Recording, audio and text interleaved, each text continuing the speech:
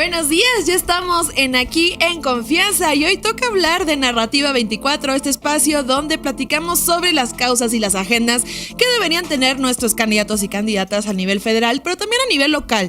Y hoy traigo un tema bien especial que estoy muy emocionada de poder tener aquí, Roberto Vélez, porque no pude traer a Luis Gómez Franco porque literalmente está siendo muy famoso en Estados Unidos, siendo muy doctor, pero pues oye, Roberto, muchas gracias. Eres aparte el director del Centro Espinosa Iglesias, que trae pues estos temas de desigualdad. Pues muchas gracias de que nos acompañes el día de hoy aquí en Confianza. No, muchísimas gracias a ti por la invitación. Sí, hubiera estado muy padre que Luis estuviera con nosotros, pero pues platiquemos. Y hoy vengo con este programa que sí es la promoción de su libro que acaban de sacar, que se llama, aquí lo van a sacar, ahí, por una cancha pareja, pero también porque creo que hay muchísimas cosas alrededor de lo que es este libro, que creo que sí tenemos que platicarlo, incluso cuando hablamos de debates electorales, sí, ¿no? Porque ahorita fuera del aire estábamos platicando sobre las palabras que a veces usamos coloquialmente y que también contribuyen a estas desigualdades y a no tener pues esta cancha pareja. A mí se me ocurre, por ejemplo, pues que este 2024 vamos a tener 20,000 cargos de elección, 10,000 van a ser mujer. Claramente hay un tema de desigualdades de mujeres muy importantes, pero incluso dentro de las mujeres y de los candidatos que se van a tener, pues hay muchas acciones afirmativas que tienen que ver con pueblos indígenas, con personas de la diversidad sexual, con comunidades afromexicanas. Y creo que va muy ad hoc el libro que publican este año con lo que vamos a estar viendo también en los discursos. Y yo creo también que pues tenemos que integrarlo no nada más en un tema de agenda, sino en un tema de ¿cómo vamos a hablarle también a las personas? Yo no me ha tocado, no sé si a ti, escuchar que le hable un candidato presidencial a la comunidad afromexicana, por ejemplo. ¿Tú cómo ves? Pues mira, sí es un tema, se habla mucho de desigualdad, más últimamente. No se habla tanto de desigualdades, que es, tú por ejemplo estabas haciendo referencia a un tipo de ellas, ¿no? Que es por ejemplo la desigualdad de trato. Y eso es parte del aprendizaje que debemos tener como país, como sociedad. Es decir, una cosa muy importante es entender cómo se construyen las desigualdades, ¿no? Y entonces, ¿por qué tenemos, por ejemplo, en términos de ingreso, una desigualdad de ingreso como la que observamos? Y eso en el CEI, pues intentamos contestarlo pues, prácticamente desde nuestra fundación en el año 2005, cuando empezamos a hacer estudios de movilidad social intergeneracional. Y la pregunta básica que te haces es si la condición de origen de las personas es el determinante principal de su destino en la vida, ¿no? Y ahí entonces empiezas a tomar en cuenta cosas que discutimos en el libro, como sí importa el origen económico y educativo de las personas, pero también importa el origen territorial de las personas, es decir, en qué tipo de territorio nacieron y crecieron, o en qué región nacieron y crecieron. Y sí importan las características personales, ¿no? Es decir, sí importa si somos mujeres o somos hombres, sí importa nuestro tono de piel, sí importa nuestra adscripción étnica, ¿no? Y todos esos factores, te hablé de 3 tipos de factores, no tendrían por qué pesar, ¿no? No tendrían por qué determinar si nos va mejor o peor en la vida. Y sin embargo, lo que nosotros explicamos en el libro es que justamente sí importa, ¿no? Y entonces, como sí importa, y eso tiene implicaciones no solamente de justicia social, sino también, por ejemplo, de eficiencia económica o de propia cohesión social en nuestra sociedad, entonces campañas como la que estamos viviendo deberían estar discutiendo estas problemáticas.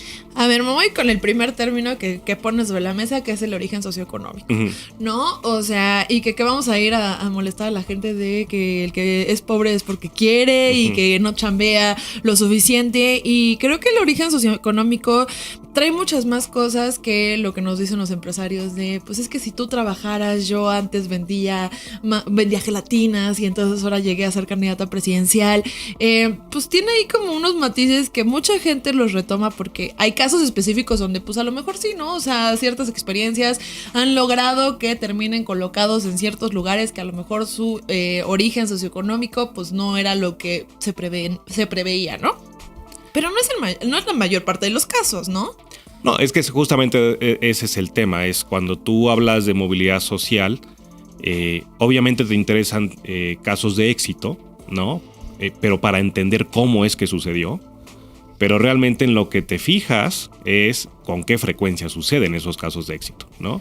Y cuando la frecuencia es baja, entonces, digamos, baja más allá de lo que observas en otras sociedades o de lo que podrías tú plantearte en términos probabilísticos que sería esperado, entonces probablemente tienes un problema, ¿no? Y entonces, digamos, no basta con decirte, no, mira, hay alguien que llegó desde abajo hasta arriba y lo logró, ¿no? Porque esos son, yo les llamo, y así se les llama, son casos excepcionales, ¿no? Entonces, en la medida en que esas excepciones dejen de serlo, en el sentido de que se vuelvan más frecuentes, entonces lo que estaremos observando es una sociedad donde hay una mejor repartición de las oportunidades y eso se va a ver reflejado en mayores casos de éxito, en mayor movilidad social. Y a ver, en datos para voltearles los casos de éxito a las personas que dicen, no, es que yo te juro, yo crecí en un lugar moviendo cajas y ahora tengo una super empresa. ¿Cuál es la frecuencia de que haya estos casos de éxito y cuál es la frecuencia de que no? Que si ya naciste en un lugar no privilegiado, rara, o sea, lo más seguro es que te quedes ahí. ¿Cuáles son las frecuencias para pues contrastar? O sea, lo primero que te voy a decir es cómo es que podemos estimar eso. Ah, ok, ¿no? súper. Si te parece bien. Entonces, digamos, en el SEI nosotros levantamos una encuesta sobre movilidad social cada 6 años. Y lo que haces es preguntarle a la gente sobre su condición de origen y su logro de vida. Las dos cosas, ¿no? Y cuando dices condición de origen tú les preguntas cómo era, con qué servicios y activos contaba el hogar en el que vivías cuando tenías 14, 15 años y ahora qué tienes, ¿no? Tus papás o los adultos responsables del hogar donde tú creciste, qué nivel educativo tenían, tú qué nivel educativo alcanzaste, y lo mismo en estatus laboral, ¿no? Preguntas sobre el origen y preguntas sobre su situación actual. Y entonces, con base en eso, nosotros levantamos una encuesta que es representativa a nivel nacional y eso nos da un tamaño de muestra suficiente para construir 5 escalones, ¿no? Entonces, imaginemos una escalera social de 5 escalones, lo que en términos técnicos conocemos como quintiles. En este caso sobre recursos económicos. Entonces tú lo que haces dices, bueno, vamos a ver en qué quintil estabas en el origen, es decir, con qué recurso económico contaba tu hogar de origen y en qué quintil de tu distribución actual estás tú, ¿no? Entonces, en cuál estabas puede estar en el 1, 2, 3, 4, 5, en cuál estás puede estar en el 1, 2, 3, 4, 5. Y entonces cuando tú dices, ¿experimentaste o no experimentaste movilidad? Cuando la experimentaste es que estás actualmente en un piso distinto a en el que estabas originalmente. Ok. Obviamente puedes estar más arriba, más abajo, o si hablamos de los extremos, es decir, el extremo de origen hasta abajo o el extremo de origen hasta arriba, pues solo hay 2 posibilidades, ¿no? Si desde abajo subir o quedarte, claro. Porque son 2 posibilidades, y arriba es o quedarte arriba o caer, ¿no? Y entonces, una cosa que nosotros, digamos, en las medidas que presentamos normalmente desde el SEI sobre movilidad social, una muy estándar es saber qué pasó con la población en el que nació y creció en el primer piso, en el primer quintil, en el primer peldaño. Y lo que tú encuentras es que prácticamente la mitad de esas personas no salen de ese peldaño, ¿sí? Ahora, ¿qué pasa con las que sí salen, a dónde llegan? Pues la mayoría de ellas, es decir, del otro 50%, la mitad de ese 50% sube al segundo escalón.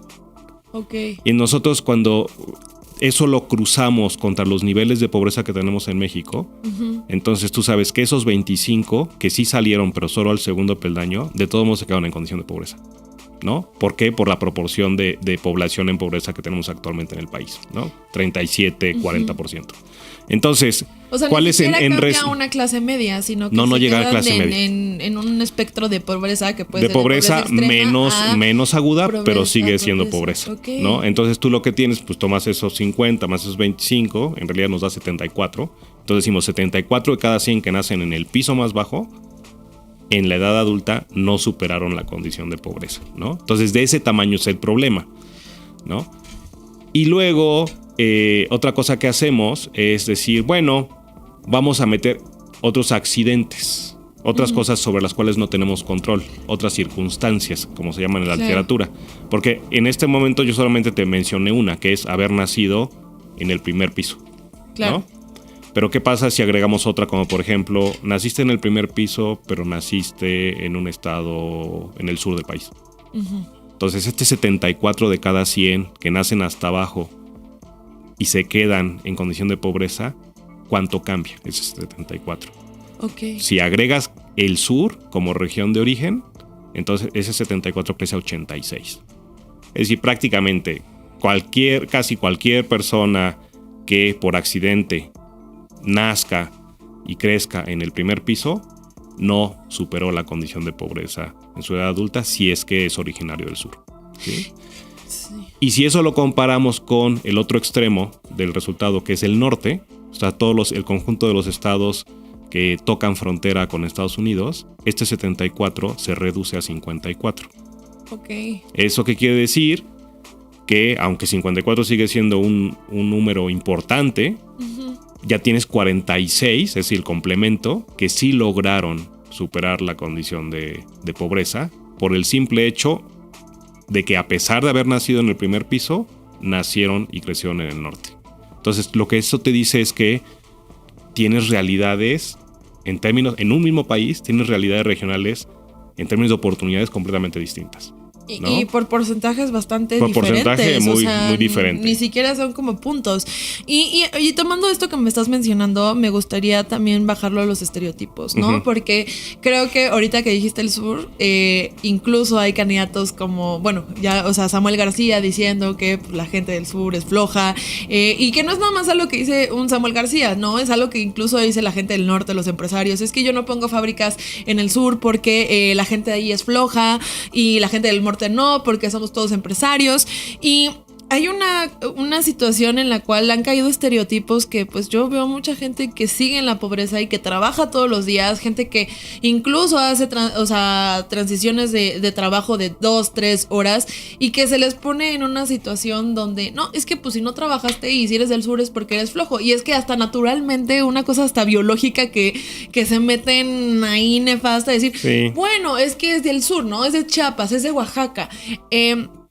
¿Cómo ves también esto, cómo se cruza con estos datos? Ese discurso es uno de las principales motivaciones por las cuales Luis y yo decidimos escribir un libro con estas características. Porque, digamos, en el CEI llevamos muchos años trabajando con investigadores el tema y tenemos artículos de investigación y los mandas a las revistas de investigación. Y también con Luis, ¿no? De hace 7-8 años trabajamos él y yo juntos en investigación y hacemos lo mismo, ¿no? ¿Cuántos pueden leer eso? Y tú lo que empiezas a ver en las redes sociales, en los medios de comunicación, en la calle, en las comidas del sábado, en la plática en el metro, o sea, esta discusión se da, esto que tú acabas de plantear.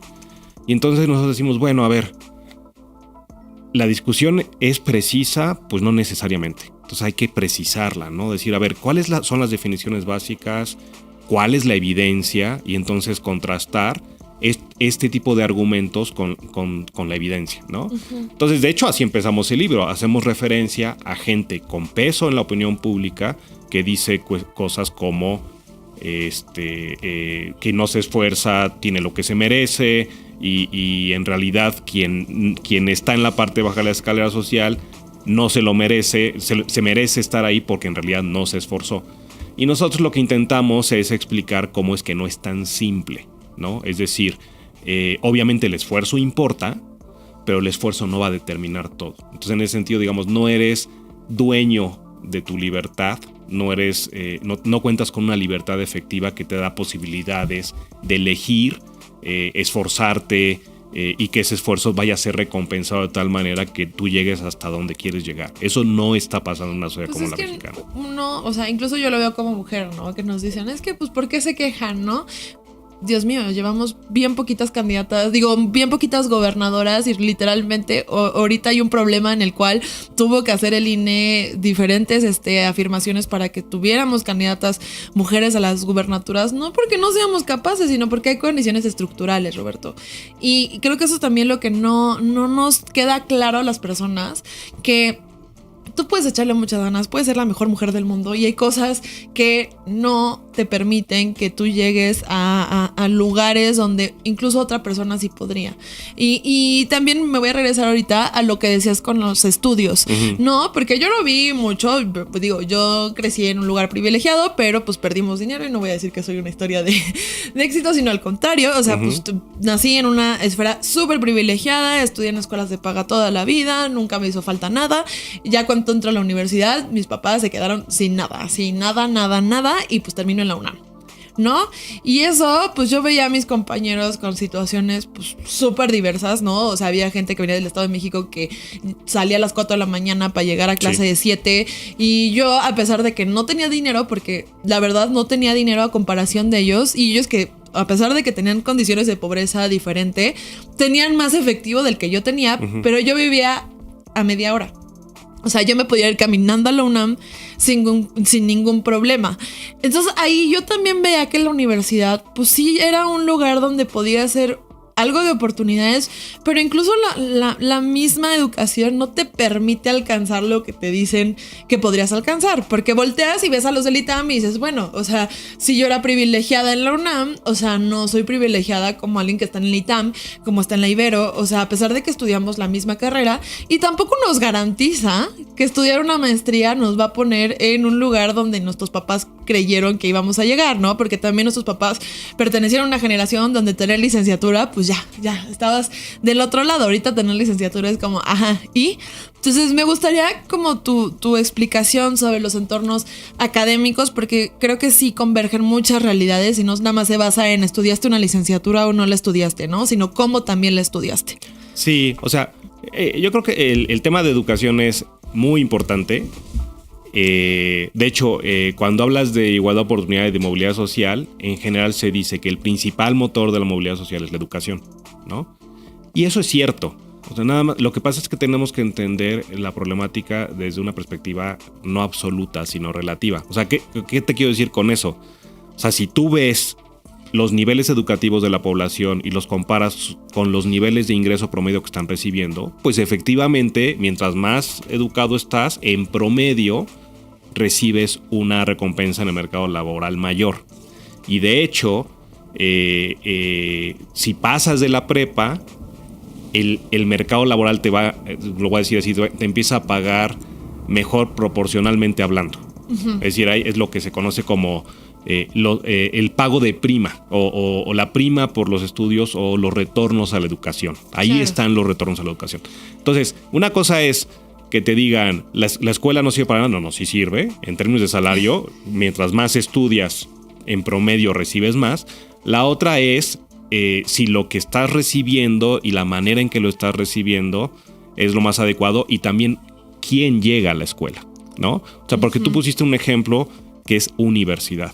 Es decir, ahí ya estás en otro lado, ¿no? Claro. O sea, ahí en términos relativos, voy a decir otra vez, en términos relativos, ya estás en una situación de privilegio. ¿Sí? Claro, sí. Ahora, ¿quién llega a la universidad? Y ahí, por ejemplo, si lo vemos en términos de movilidad social y comparamos a los dos extremos, es decir, ¿a qué me refiero con esto? Es, ¿qué pasa con los hijos e hijas de gente que tiene estudios profesionales? En términos de probabilidad de llegar a estudios profesionales, pues es 65 de cada 100. Ok. ¿Qué pasa con los hijos de personas que no tienen estudios formales? Que no fueron a la escuela o no completaron prácticamente nada, ¿no? No tienen ningún diploma educativo básico. 5 de cada 100 llegan a la universidad, ¿no? 5 de cada 100. 5 de cada 100, ¿no? Entonces, ¿con quién te topaste tú en promedio en la escuela, en la universidad? ¿Con quién nos topamos? Pues, de cada 14 personas que veíamos, 13 eran hijas e hijos de gente que había ido a la universidad. Y uno era hija o hijo de alguien que no había ido a la escuela, ¿sí?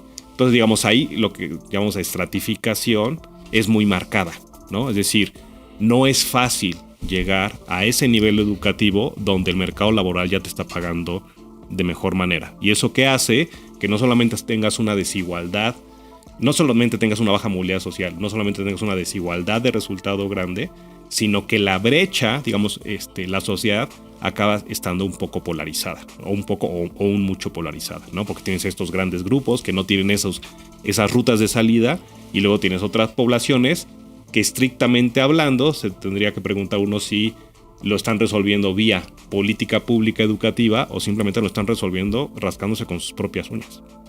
Que es casi, ¿no?, el mayor de los casos, ¿no? Sí. Y me quiero ir también a este tema sobre los que estudian y no estudian. Uh-huh. Porque, por ejemplo, nos vamos a poner en este lugar privilegiado que podría ser la universidad.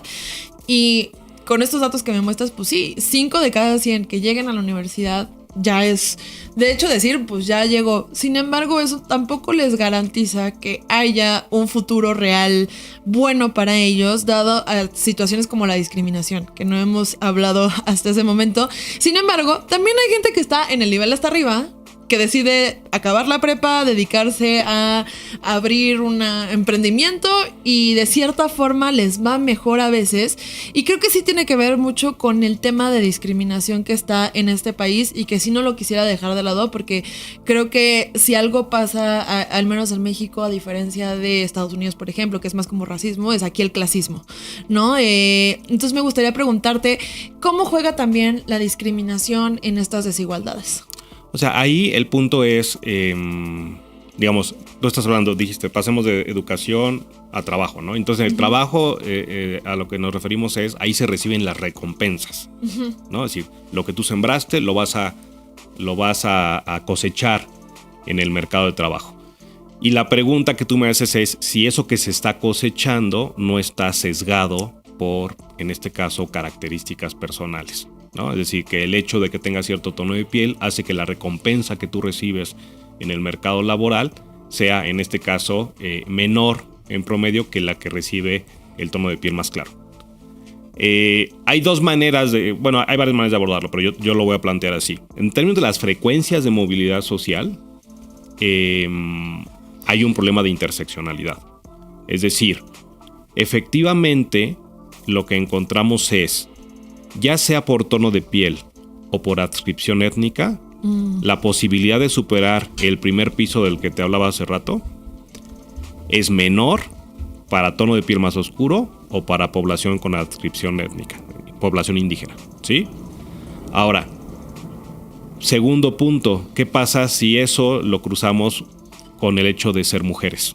Claro. ¿No? Entonces te pongo el ejemplo de tono de piel. Entonces, si eres tono de piel más oscuro y mujer, tu probabilidad de superar esa condición de desventaja de origen en términos económicos es la más complicada de todos. Es más complicada que hombres iguales a ti, pero con tono de piel igual que tú, y que nacen en la parte más baja. Hay una mayor probabilidad, aunque baja, mayor probabilidad para ellos de superar esa condición de desventaja de origen. Ahora, ¿qué pasa? Esto se me hace muy interesante. ¿Qué pasa si no nos fijamos en los que nacieron hasta abajo, sino que en los que nacieron y crecieron hasta arriba? Uh-huh. Pero tienen esa característica, tono de piel más oscuro y mujeres. Ese grupo de privilegio de origen es el que tiene la mayor probabilidad de perder esa posición. En comparación con hombres con el tono de piel más oscuro y mucho mayor con hombres con tono de piel claro. Ahora, las mujeres con tono de piel más claro que nacen en la parte más alta de la escalera social, más o menos tienen la misma probabilidad de mantenerse allí arriba, y es muy alta, que hombres equivalentes en tono de piel, ¿no? Entonces, digamos, en términos de las frecuencias, sí hay una diferenciación por características personales. En este caso te dije adscripción étnica, sí, tono de piel, ser mujeres, ¿no? Ahora, ¿qué es eso? ¿Cómo opera? Uh-huh. ¿No? O sea, ¿qué es lo que está pasando? Nosotros no hemos hecho mucho trabajo al respecto, pero colegas nuestros sí. Okay. Te pongo un ejemplo. Hay un trabajo, yo digo que se hizo famoso, pero en el medio académico, sobre México, que hicieron Raimundo Campos y Eva Arceo, que es gente que también ha colaborado mucho con nosotros en esos temas. Y entonces ellos, por ejemplo, lo que hicieron fue decir, bueno, vamos a subir currícula a la red, ¿no? Ay, sí. Y vemos cuál es la tasa de llamados de gente que va a contratar, ¿sí? Y ahí ellos lo que encuentran es esto que te estoy diciendo. O sea, encuentran que siendo mujeres con tono de piel más oscuro y con una complexión más cercana a la obesidad, sí, tienen menos llamados.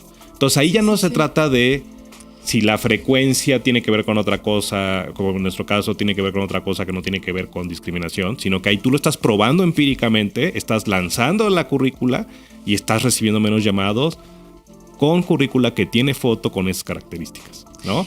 Entonces, ¿hay un problema de discriminación en el mercado laboral? La evidencia te dice que sí. ¿Hay manera de resolverlo? También, ¿no? Es decir, no solamente se trata de que le digas a la gente, pórtate mejor. Sí, no discrimines, ¿no? No discrimines, sino que pues son construcciones sociales y las puedes ir corrigiendo en el tiempo, pero la regulación gubernamental en ese sentido es muy importante.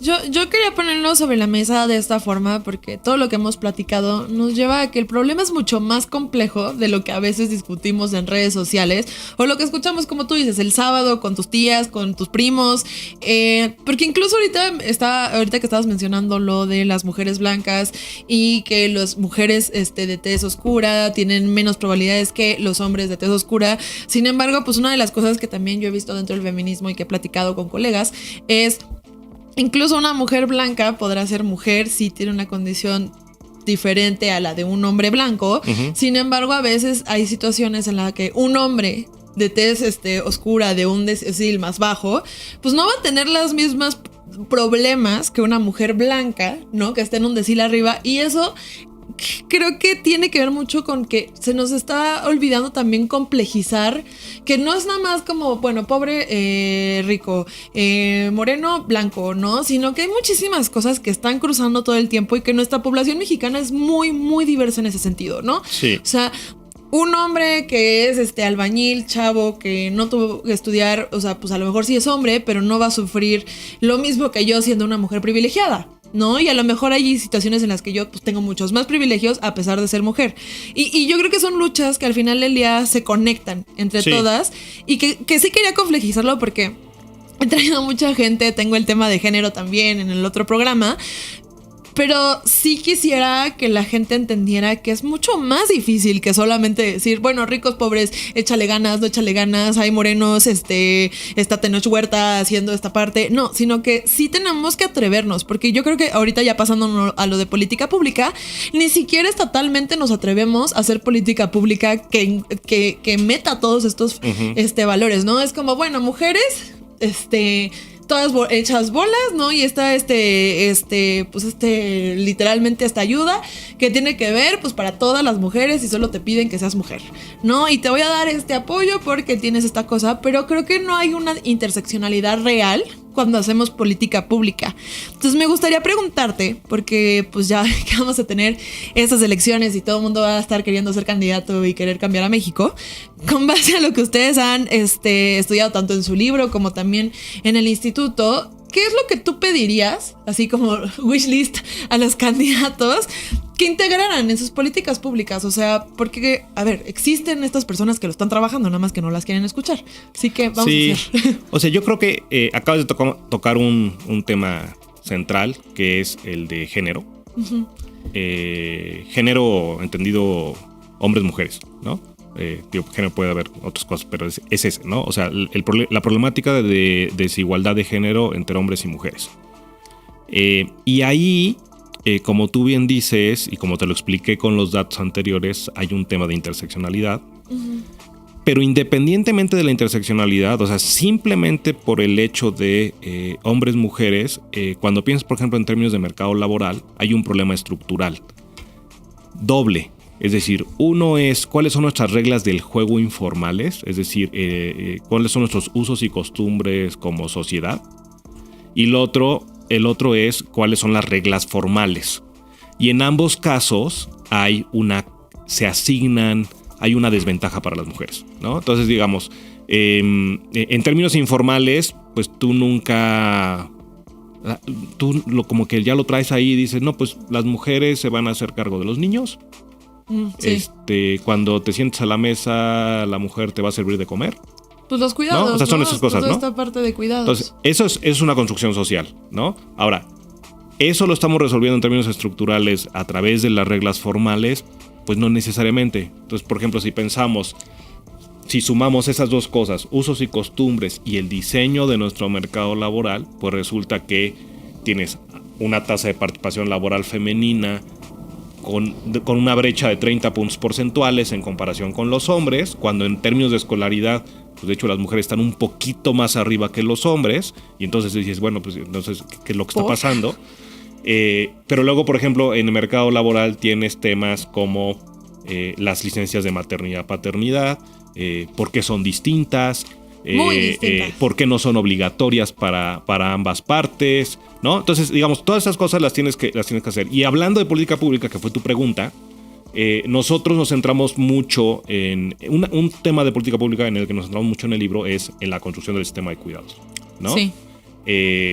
¿Por qué? Porque nosotros lo que planteamos es el sistema de cuidados, y hay que siempre decirlo, ¿no? O sea, por cuidados entendemos que tienes una población que requiere cuidados, prácticamente toda la población requiere cuidados, de distinto tipo, pero prácticamente todos necesitamos cuidados.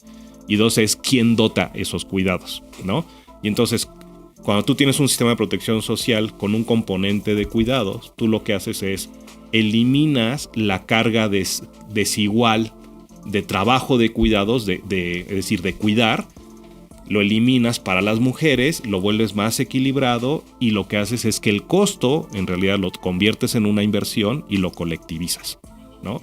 Entonces, ¿eso qué hace? Abre el espacio de participación para las mujeres, no únicamente en el mercado laboral, sino en distintos mercados: participación política, participación social, participación cultural, todos los tipos de participaciones que nos podamos imaginar. Y entonces las ganancias pues son múltiples. ¿Son múltiples en qué sentido? Tienes ganancias porque emparejas las condiciones de la calidad de cuidado para las personas que son cuidadas. Tienes ganancias individuales para las mujeres en términos de poder participar, por ejemplo, en el mercado laboral. Tienes ganancias económicas en el sentido de que aprovechas la inversión que está en educación en la mitad de la población, porque luego hay que recordar a la gente que las mujeres son un poquito más que la mitad de la población. Y eso te va a tener efectos económicos positivos, va a tener efectos de hacienda pública positivos, en fin, va a haber muchas cosas que podemos ganar, ¿no? No estamos peleando mucho por dónde está el espacio fiscal. Ahí hay un espacio fiscal potencial, que es incorporación de mujeres al mercado laboral en la formalidad, no en la informalidad, porque te van a empezar a generar ganancias económicas y ganancias fiscales, ¿no? Entonces, la parte de política pública, hablamos de más cosas, pero en lo que tiene que ver con desigualdad sustantiva, con desigualdad de trato, en particular hombres y mujeres, nosotros empujamos mucho la idea de la construcción del sistema de cuidados. Y ustedes dirán, pero entonces, ¿por qué no lo han hecho, no? O sea, ¿por qué si la respuesta es tan fácil? Pues por la misma situación que platicamos hace rato, de que pues no tenemos candidatas a mujeres gobernadoras, porque literalmente tiene que venir en línea a decirle a los partidos políticos que las mujeres sí somos capaces en muchos aspectos de trabajar, ser políticas, ser profesionistas, y esto que dices tú de las reglas informales, ¿no? Y de esta cultura. Así que, más allá de política pública, me gustaría preguntarte también, ¿qué se puede hacer? O sea, ¿qué son los verdaderos esfuerzos que hay, al menos ahorita, estatalmente? Porque claro, están ustedes, o sea, hay muchos investigadores, hay muchos académicos, hay mucha sociedad civil trabajando por estos temas. Sin embargo, yo creo que también a veces se nos olvida responsabilizar al Estado, porque ya tenemos a la sociedad civil trabajándolo y es como, bueno, es que ya lo están haciendo ellos, ¿no? En este tema cultural, ¿no? Me tocó platicar también con Nicolás Alvarado y hablábamos de la cultura, y pues que no nada más era ir a la ópera, sino pues que era algo que atravesaba todos los temas.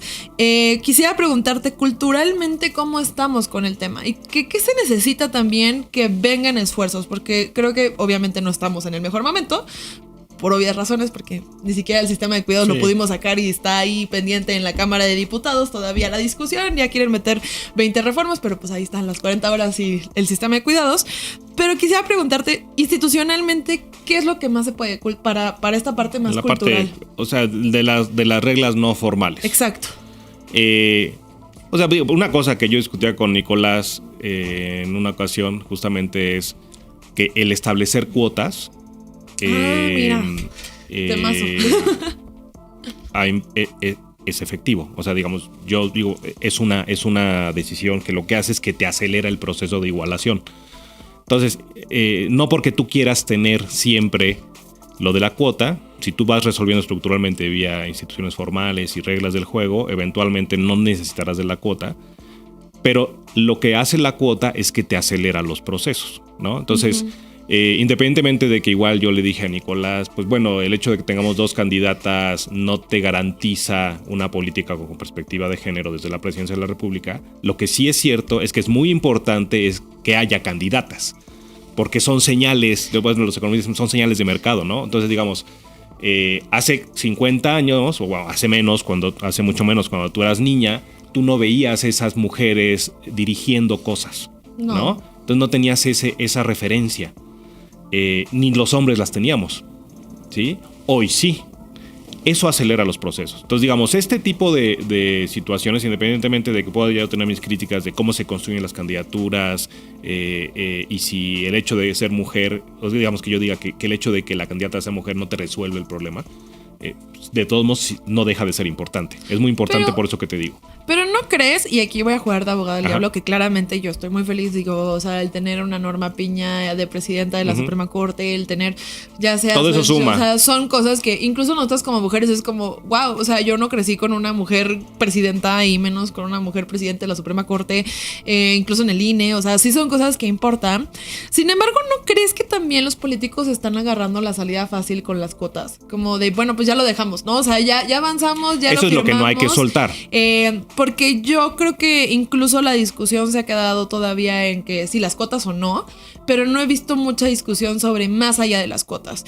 Y creo que algunos incluso ya dijeron, bueno, ya rompimos el techo de cristal, ¿no? Este famoso techo de cristal, pero eso no te implica agendas también. Eso es lo que no tienes que permitir, o sea, no, tú dices, ya puse la cuota, ya resolví el problema, no lo has resuelto, ¿no? O sea, si tú pusiste una cuota pero no has cambiado las reglas de la seguridad social en México, entonces no has resuelto el problema. Si tú pusiste las cuotas pero no has cambiado cosas tan simples como lo que platicábamos hace rato de la currícula y tal, no estás resolviendo el problema estructuralmente hablando. Entonces, la cuota, yo te voy a decir, estoy a favor de la cuota, pero eso no te exime de ir resolviendo un problema que tiene raíces muy profundas. Porque a mí sí me preocupa que sí ha sido algo que yo he visto como constante, ¿no? O sea, que ya dijeron, bueno, pues ya descubrimos el hilo negro de este problema y es meter cuotas que ni siquiera son tan representativas en muchos casos, porque pues tenemos la de diversidad sexual, por ejemplo, que ya también he tenido personas aquí, pues de diversidad sexual hay transexuales, hay no binarios, hay lesbianas, hay gays, hay de 1000 grupos y que nada más les tocan 2 personas, ¿no? O sea, por la cuota. Entonces es como, pues tampoco la cuota en sí misma es una situación que te resuelve el problema, porque de todos modos va a llegar una diputada trans al Congreso y déjate que cumpla la agenda, ¿no? O sea, ya también creo que uno tiene derecho a llevarla o no llevarla. Pero también las estructuras que hay dentro de donde trabajas, de donde estás colaborando, pues tampoco te permiten hacer una buena labor, ¿no? Por ejemplo, incluso casos de discapacidad. Oye, o sea, había una diputada con silla de ruedas y no había... O sea, literalmente estas... la movilidad. La movilidad en la Cámara de Diputados. O sea, ya que tuvieron una diputada con silla de ruedas, decidir que entonces sí tenían que poner estas barras. Entonces... También creo que a veces vas a trompicones. O sea, por ejemplo, ese es un buen ejemplo de... Y entonces, ¿cómo acabaron teniendo los espacios? Pues porque tuvieron a una persona que necesitaba los espacios y no les quedaba de otra que resolverlo, ¿no? Pero digamos, o sea, yo vuelvo a mi punto anterior. La cuota en sí misma no te va a resolver el problema, pero la cuota sí te puede acelerar los procesos, ¿no? Y culturales. Y esto que yo te decía de las referencias, para el público en general, sí es importante, ¿no? Es decir...